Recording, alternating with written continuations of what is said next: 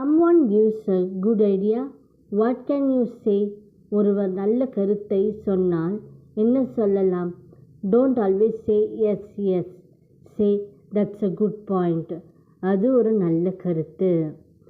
We should leave early to avoid traffic. நாம் போக்குவரத்து நெரிசலை தவிர்க்க சீக்கிரம் கிளம்ப வேண்டும். That's a good point. நீ சொல்வது சரிதான். You should carry an umbrella. It might rain. நீ குடை எடுத்து செல்ல வேண்டும், மழை பெய்யலாம். That's a good point. அது ஒரு நல்ல கருத்து. We should save some money for emergencies. அவசர காலத்திற்காக கொஞ்சம் பணம் சேமிக்க வேண்டும். That's a good point. நல்ல கருத்து. Let's book the tickets in advance. நாம் முன்கூட்டியே டிக்கெட்டுகளை முன்பதிவு செய்வோம்.